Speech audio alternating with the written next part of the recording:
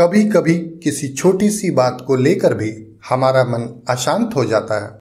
ऐसे में खुद पर हमारा नियंत्रण नहीं रह जाता, जिससे हम आवेश में आ जाते हैं।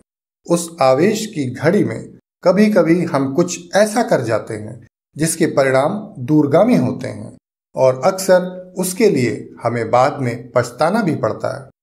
लेकिन अगर हम कुछ बातों का ध्यान रखें तो उन स्थितियों से बच सकते हैं। वे बातें कौन सी हैं, बता रही है गौतम बुद्ध की यह छोटी सी कहानी, जिसका शीर्षक है जब मन अशांत हो।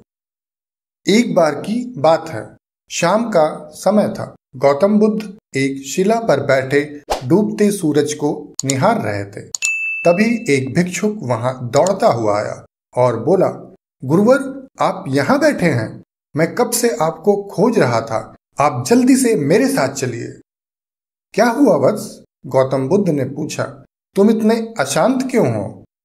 भिक्षुक बोला, मेरा एक मित्र है राम जी, वह पास के गांव का जमींदार है। उसने मेरा अपमान किया है। आप तुरंत चलें और उसे उसकी मूर्खता का सबक सिखाएं। गौतम बुद्ध बोले, वत्स, तुम एक बौद्ध हो। तुम इस प्रसंग को भुलाने का प्रयत्न करो। जब इसे भुला दोगे तो फिर अपमान कहाँ बचेगा? और वैसे भी तुम यह बात भली भांति जानते हो कि सच्चे बौद्ध का अपमान करने की शक्ति किसी में नहीं होती। यह सुनकर भिक्षुक बोला, गुरुवर, बात सिर्फ मेरे अपमान की नहीं है। अगर उसने सिर्फ मेरा अपमान किया होता तो मैं उसे अनदेखा कर देता, पर उसने आपका भी अपमान किया है। उसने आपके लिए भी अपशब्दों का प्रयोग किया है और यह मेरे लिए असहनीय है। इसलिए आपको चलना ही होगा। आपको देखकर वह अवश्य ही शर्मिंदा हो जाएगा और अपने किए की क्षमा भी मांगेगा। उसकी बात सुनकर गौतम बुद्ध समझ गए कि यह प्रतिकार चाहता है और जब तक इसके अहम को संतुष्टि नहीं मिल जाती, यह चुपचाप नहीं बैठेगा। इस पर किसी भी प्रकार के उपदेश का कोई भी प्रभाव नहीं होगा। बुद्ध बोले, वत्स, ये तो बहुत गंभीर बात है। मैं तुम्हारे साथ अवश्य चलूंगा और राम जी को समझाने का पूरा प्रयत्न करूंगा। तो चलिए गुरुवर। भिक्षुक व्यग्र होने लगा। गौतम बुद्ध बोले, अभी मेरे ध्यान का समय हो रहा है वत्स, इसलिए हम ऐसा करते हैं कि कल सुबह उसके पास चलते हैं। बुद्ध की बात सुनकर भिक्षुक ने एक पल के लिए कुछ सोचा और फिर संतुष्ट होकर वहां से चला गया। अगले दिन गौतम बुद्ध सुबह से ही अपने नियमित क्रियाकलापों में व्यस्त हो गए। हालांकि उन्हें भिक्षुक से किया हुआ वादा याद था, पर उन्होंने जानबूझकर इस बारे में कोई बात नहीं की। उन्होंने देखा कि भिक्षुक अपने नित्य के क्रियाकलापों में उलझा हुआ है और शायद उसे कल की घटना याद नहीं है। धीरे धीरे दोपहर का समय हो गया, पर उस भिक्षुक ने ना तो राम जी के पास चलने के लिए गौतम बुद्ध से आग्रह किया और ना ही उस बारे में कोई चर्चा की। यह देखकर गौतम बुद्ध भिक्षुक के पास गए और बोले, वत्स, आज हम लोग राम जी के पास चलने वाले थे। ऐसा करते हैं, हम लोग शाम को चलते हैं।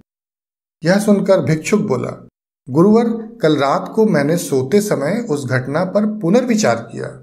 मुझे आभास हुआ कि उसमें गलती मेरी थी। मैंने ही विवाद की शुरुआत की थी। शायद इसीलिए मेरा मित्र आक्रोशित हुआ और उल्टा सीधा बोलने लगा। इसलिए मेरे विचार से अब राम जी के पास जाने की जरूरत नहीं है। यह सुनकर गौतम बुद्ध बोले, वत्स, अगर ऐसी बात है तब तो हमें राम जी के पास जरूर जाना चाहिए। क्यों? शिष्य ने धीरे से पूछा। बुद्ध बोले, वत्स, कल शाम को जब तुम्हें उसकी गलती प्रतीत हो रही थी तो तुम्हारा आग्रह था कि हम उसके पास चलें और उसे उसकी गलती का एहसास कराएं।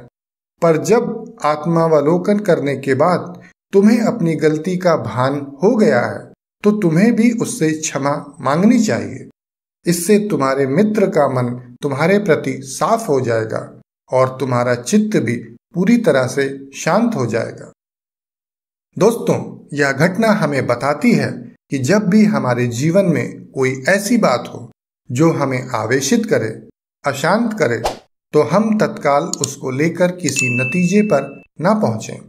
हमें चाहिए कि हम थोड़ा सा वक्त लें, जिससे बाद में ठंडे दिमाग से उस घटना के बारे में सोच सकें।